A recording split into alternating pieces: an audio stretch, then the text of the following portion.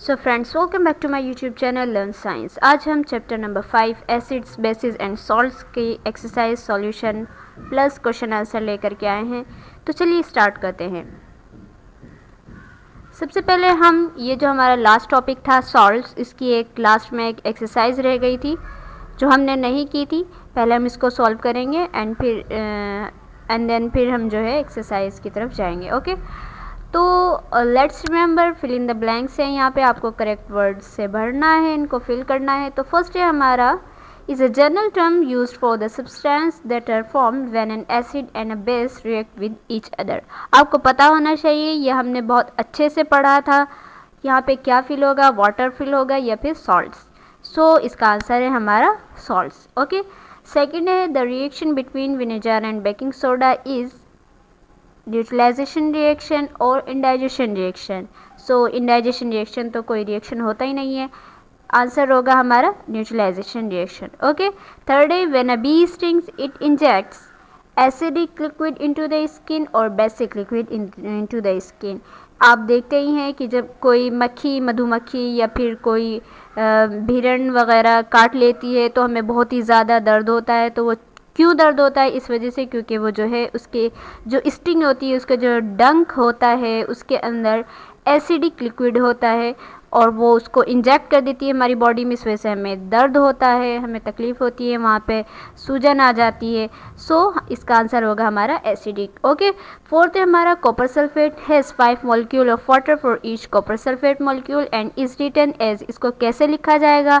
सो इसका आंसर है हमारा सेकेंड वाला CuSO4 into 5H2O। Okay, fifth है हमारा dash is used in purification of water, कि इसको वाटर की प्यूरिफिकेशन के लिए यूज़ किया जाता है। सो इसका आंसर हमारा आप बताइए, पोटैश LM या फिर सोडियम क्लोराइड। सोडियम क्लोराइड तो हमारा नॉर्मल सॉल्ट हो गया, NaCl, तो हम इसको वाटर की प्यूरिफिकेशन के लिए नहीं यूज़ करते हैं, आपको पता ही होना चाहिए। सो हमारा आंसर होगा पोटैश LM, जिसका दूसरा नाम होता है क्या? फिटकरी। ओके फ्रेंड्स, सो और यहाँ पे name the salts given below. यहाँ पे जो ये सॉल्ट के नेम हैं ये दिए गए हैं, आपको इनके नेम देने, सॉरी यहाँ पे इनके फॉर्मूले दिए हुए हैं, आपको इनके नेम बताने हैं। तो ये आपके लिए होमवर्क है। हमने पिछले लास्ट टॉपिक में इसका एक बहुत शानदार सा चार्ट भी पढ़ा था और हमने इसके यूजेस भी पढ़े थे, इनको कहाँ कहाँ यूज़ किया जाता है। सो ये आपका ख़ुद का है, आप जाइए और इसको खुद सॉल्व करिए। ओके फ्रेंड्स, अब आते हैं हम एक्सरसाइज सॉल्यूशन की तरफ। सो चूज़ द करेक्ट ऑप्शन, आपको इसमें भी करेक्ट ऑप्शन चूज़ करना है। फर्स्ट है हमारा which one of the following is not a mineral acid.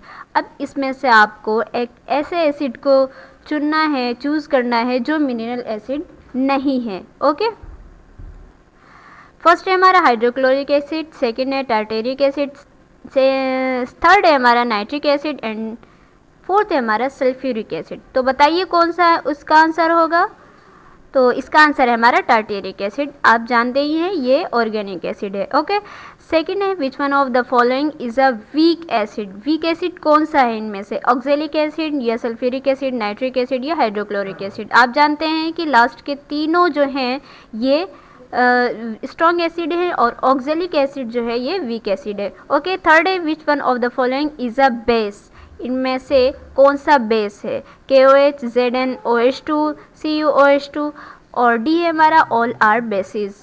सो इसका आंसर है हमारा all are basis. Okay, fourth है हमारा which one of the following is not use as an indicator, कि कौन सा ऐसी चीज़ है जो कि एज ए इंडिकेटर यूज़ नहीं किया जाता है। सो आंसर है हमारा विनेगर। विनेगर हमारा नहीं यूज़ किया जाता है, बाकी लिटमस पेपर, फिनोल्थिलीन और मिथाइल ऑरेंज ये सभी यूज़ किए जाते हैं। फिफ्थ है sodium bicarbonate which is used in batteries are and medicines is A या N बेस, एसिड, सॉल्ट या फिर इंडिकेटर। तो आप बताइए, यहाँ पे जो है आपको कंफ्यूज करने के लिए अगर आपने इसका आंसर बेस दे दिया तो इसका आंसर गलत हो जाएगा। क्यों? क्योंकि हमसे यहाँ पे ये पूछा जा रहा है कि जो बेकरी या मेडिसिन में जो सोडियम बाइकार्बोनेट यूज़ किया जाता है तो वो क्या है, मतलब इसको आप एज अ सॉल्ट इसका आंसर देंगे कि इसका आंसर जो है वो सॉल्ट होगा। अगर आपने बेस दे दिया, बेस भी है ये, बट यहाँ पे बेस जो है वो आंसर गलत हो जाएगा। ओके फ्रेंड्स, अब सेकंड है हमारा write true for the true statement यानी ट्रू एंड फॉल्स है। Hydrochloric acid, nitric acid and sulphuric acid are called organic acid. False, ये सभी ऑर्गेनिक एसिड नहीं है, ये सभी क्या है, मिनरल एसिड। ओके, सेकंड है acids are bitter to taste, so ये भी फॉल्स है। थर्ड है the chemical name of washing soda is sodium bicarbonate, ये भी फॉल्स है। When you use litmus as an indicator it gives the colour red for bases, so ये भी false है। A salt is form by the neutralisation of an acid with water, so ये भी false है, क्योंकि एक acid जो है वो वाटर के साथ नहीं बल्कि किसके साथ, वो करता है बेस के साथ रिएक्शन, और उसके बाद जो फॉर्म होता है वो सॉल्ट होता है। ओके फ्रेंड्स, अब यहाँ पे वेरी शॉर्ट आंसर क्वेश्चंस हैं, आपको क्या करना है, इसका आंसर देना है, एक लाइन में आंसर देना है आपको, और ये भी आपका होमवर्क ही है। ओके, आप अपनी बुक को खोलिए, बुक में जो लास्ट में आपके कीवर्ड्स हैं, जहाँ पे कीवर्ड्स दिया है समरी से ऊपर, आप जो है वहाँ देखिए, वहाँ पे आपको इसकी सभी की डेफिनेशन बहुत अच्छे से दी हुई है, तो आप वहीं से कर लीजिएगा। अगर मैं आपको बताऊंगी तो फिर ये आपके लिए भी गलत हो जाएगा, क्योंकि हर चीज़ तो मैं आपको, अगर हलवा पूरा अगर पका के दे दिया जाए तो फिर बच्चों को जो है वो, फिर बच्चे यही सोचते हैं कि सारा काम तो मैम ने ही कर लिया और हम तो कुछ नहीं करेंगे, मैम ही कर देंगे। ओके, तो सो आप जो है इसको जाइएगा और इसको खुद ही लिखिएगा और याद भी कर लीजिएगा। ओके, यहाँ पे सेकंड दिया हुआ है right two examples of the following, आपको इन सभी के टू एग्जाम्पल्स देने हैं। फर्स्ट है मिनरल एसिड, तो इसका एग्जाम्पल है हमारा HCl और H2SO4 यानी सोडियम क्लोराइड और हाइड्रोक्लोरिक एसिड और सल्फ्यूरिक एसिड। ओके, सेकंड है ऑर्गेनिक एसिड, इसके एग्जांपल्स हैं हमारा tartaric acid and acetic acid. Okay, अब उसके बाद है एल्केलीज, एल्केलीज में आपका हो गया सोडियम हाइड्रोक्साइड और पोटेशियम हाइड्रोक्साइड। ओके, आपका फोर्थ है वीक बेस, वीक बेस आप zinc hydroxide and copper hydroxide. Okay, fifth है हमारा स्ट्रॉन्ग बेस, तो स्ट्रॉन्ग बेस में आप एग्जांपल्स ले लिए NaOH और KOH। ओके फ्रेंड्स, ये मैंने अपनी तरफ से एग्जांपल्स दिए हैं, आप जो है अपनी बुक में से देख करके दूसरे भी एग्जांपल्स ले सकते हैं। सो फ्रेंड्स, तो अब हम आ गए शॉर्ट आंसर क्वेश्चंस की तरफ। फर्स्ट क्वेश्चन है हमारा differentiate between mineral and organic acid, आपको मिनरल और ऑर्गेनिक एसिड के बीच में आपको डिफरेंस बताना है। सो मिनरल एसिड किसे कहते हैं, those acids produced by chemical substance minerals existing in nature, for example HCl और HNO3। और ऑर्गेनिक एसिड हो गया आपका acids which occur naturally in animals and plant materials, for example CH3COOH। Okay friends, तो ये इनके दरमियान इनके बीच जो है डिफरेंशिएट हो गया।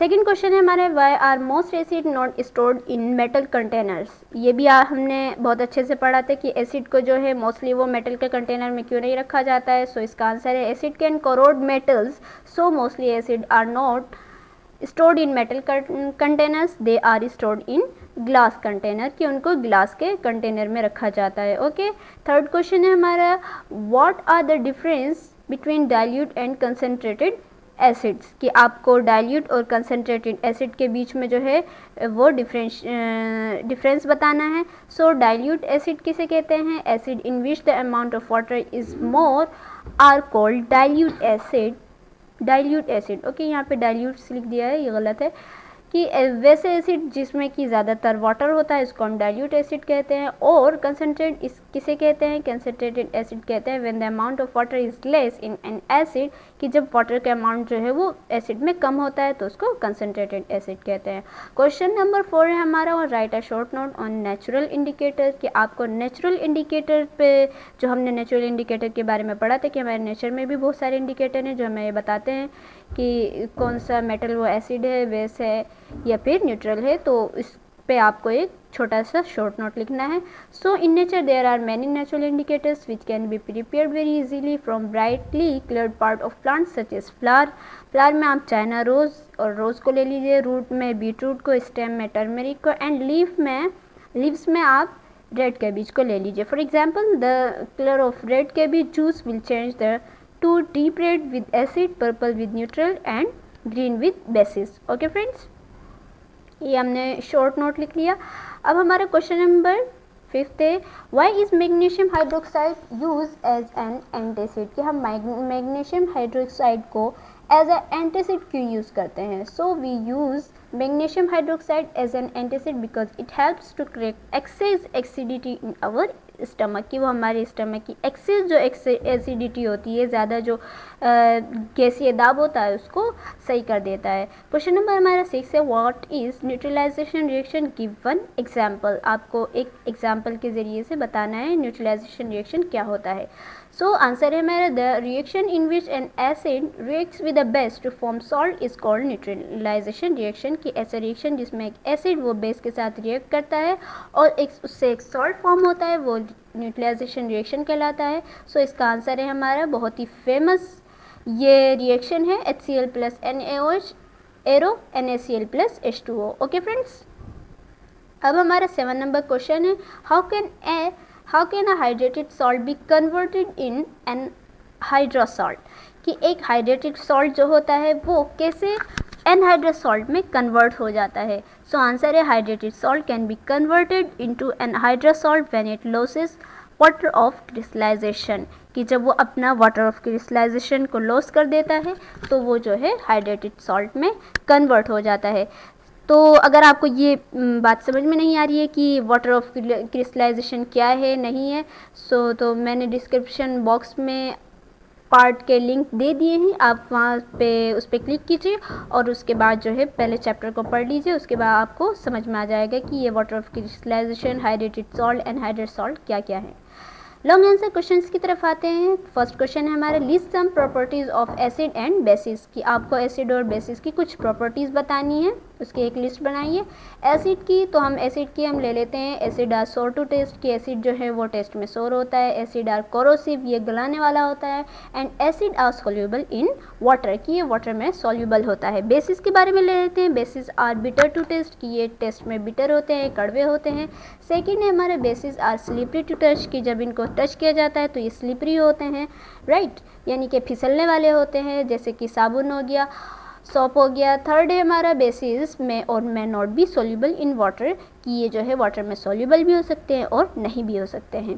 क्वेश्चन नंबर 2 है, give any 3 examples of acid, give any 2 uses of each of them, कि आपको पहले तो एसिड के 3 एग्जाम्पल देने हैं, उसके बाद हर एक के आपको 2-2 यूजेस बताने हैं। सो चूँकि ये लॉन्ग आंसर क्वेश्चन है सो आंसर तो इसका लॉन्ग हो गई।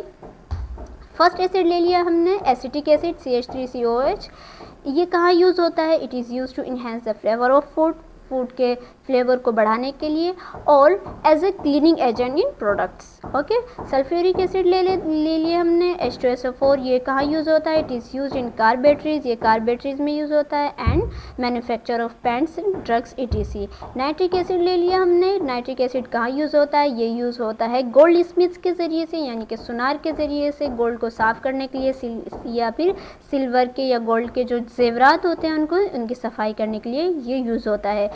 और इसका सेकंड यूज़ होता है फर्टिलाइजर्स का, यानी कि खाद वगैरह को बनाने के लिए। ओके फ्रेंड्स, थर्ड क्वेश्चन है हमारा, give any 3 examples of basis, ऊपर हमें एसिड के 3 एग्जाम्पल्स देने थे, यहाँ पे बेस के देने हैं और उनके इसी तरीके से 2-2 यूज़ बताने हैं हर एक के। सो फर्स्ट हमने ले लिए कैल्शियम हाइड्रोक्साइड, जिसका सेकेंड नेम है स्लैग लाइम, ये कहाँ यूज़ होता है? ये यूज़ होता है कि सॉइल की एसिडिटी को न्यूट्रलाइज करने के लिए, ताकि जो है हमारी फसल बहुत अच्छे से उगे। और सेकंड है, it is used in the preparation of dry mixes for painting and decorating. Okay, second हमने जो बेस लिया है वो है मैग्नीशियम हाइड्रोक्साइड, जिसका दूसरा नाम है मिल्क ऑफ मैग्नीशिया। ये यूज़ होता है एज अ एंटासिड। और सेकंड है एज अ लैक्सेटिव, जो कि कॉन्स्टिपेशन में रिलीव करने के लिए मतलब उसमें आराम पहुंचाने के लिए हमें इसका यूज़ किया जाता है। सोडियम हाइड्रोक्साइड थर्ड बेस लिया है हमने, जिसका दूसरा नाम है कॉस्टिक सोडा। इसका यूज़ होता है पेपर को या फिर टेक्सटाइल्स को बनाने में। सेकंड इसका यूज़ होता है सोप्स को बनाने में या फिर डिटर्जेंट्स को बनाने में। ओके फ्रेंड्स, आई होप आपको अच्छे से समझ में आ रहा होगा। बहुत अच्छे से मैंने इनकी जो पीपीटी है वो बहुत अच्छे से बनाई है, ताकि आप लोगों को अच्छे से समझ में आ जाए। क्वेश्चन नंबर 4 है, what is the effect of sulphuric acid on the following, कि आपको जो है बताना है कि सल्फ्यूरिक एसिड जो है इनके ऊपर क्या क्या इफ़ेक्ट डालती है। रेड लिटमस पेपर पे क्या इफ़ेक्ट डालती है, तो वो ब्लू हो जाता है। और जब ब्लू लिटमस पेपर होता है पे अगर हम उसको डालेंगे तो वो रेड हो जाएगा, और जब फिनोल्फथेलीन पे डालेंगे तो वो कलरलेस हो जाएगा। ओके फ्रेंड्स, यहाँ पे जो है ये फिनोल्फथेलीन जो है, ये इसका प्रोनाउंसिएशन मैंने पिछली वीडियो में गलत बोल दिया था, फिनोल्फथेलीन। यहाँ पे PH जो है ये साइलेंट है, राइट। तो इसका करेक्ट जो प्रोनाउंसिएशन है वो है फिनोल्फथेलीन, ध्यान में रखिएगा। उसके बाद क्वेश्चन नंबर 5 है, एग्जाम्पल द फॉलोइंग। आपको एक्सप्लेन द फॉलोइंग। आपको यहाँ पे ये दी हैं कुछ लाइंस दी हैं, आपको इन लाइंस को एक्सप्लेन करना है। फर्स्ट है, calamine lotion applied on bee stings, कि हम जब कोई मक्खी हमें डंक मारती है तो हम ये कैलेमिन लोशन को क्यों अप्लाई करते हैं? सो हम इसको इस वजह से अप्लाई करते हैं because it neutralizes the acidic liquid which injects by bee sting in our skin, कि जो हमारी स्किन होती है उसमें जो बी ने एसिडिक लिक्विड को जो इंजेक्ट किया है उसको न्यूट्रलाइज कर देती है, ये लोशन न्यूट्रलाइज कर देता है। सेकेंड हमारे antacid are taken in case of acidity in stomach, कि स्टमक में जो है जब एसिडिटी हो जाती है तो हम एंटासिड को क्यों लेते हैं? तो इस वजह से लेते हैं, we take antacid in case of acidity because it helps to correct excess acidity in the stomach. Okay, ये कि हमारे स्टमक की एक्सेस एसिडिटी को ये करेक्ट कर देता है। Slaked lime is added to factory waste before it is discharge into rivers, की रिवर में इसको फैक्ट्री के जो वेस्ट होते हैं उसको डिस्चार्ज करने से पहले उसमें स्लैग लाइम को क्यों ऐड कर दिया जाता है? तो इसकी वजह ये है कि because it neutralizes the acidic water, कि वो जो एसिडिक वाटर है, जो फैक्ट्री का जो वेस्ट है जो एसिडिक है, which can kill the aquatic animals, के अगर हम उसको डायरेक्टली रिवर में या सी में या फिर ओशन में अगर हम डायरेक्टली उसको बहा देंगे तो वो जो एक्वेटिक एनिमल्स हैं, वहाँ जो जानवर रहते हैं अंदर पानी में, वो एसिडिक वाटर होने की वजह से उनको मार सकता है। सो हम पहले उसको न्यूट्रलाइज कर देते हैं ताकि वो उनको नुकसान न पहुँचाएँ, और वो उसको न्यूट्रलाइज करने के लिए हम क्या यूज़ करते हैं? स्लैग लाइम का यूज़ करते हैं। ओके फ्रेंड्स, तो आज हमने ये चैप्टर भी कंप्लीट कर लिया, क्वेश्चन आंसर्स भी हो गए, एक्सरसाइज भी हो गई। आई होप आपको अच्छे से सारी चीज़ समझ में आ गई होगी और आपने ख़ुद पहले एक्सरसाइज सॉल्व की होगी एंड देन फिर मेरी वीडियो को देखा होगा। तो आज की वीडियो यहीं तक, मिलते हैं अगली वीडियो में। हमारा अगला चैप्टर है टेम्परेचर एंड शायद हीट। तो अगर आप हमारे चैनल पे न्यू हैं तो हमारे चैनल को सब्सक्राइब कीजिए, लाइक कीजिए अगर आपको वीडियो अच्छी लगती है, और मिलते हैं अगली वीडियो में। तब तक के लिए अस्सलाम वालेकुम।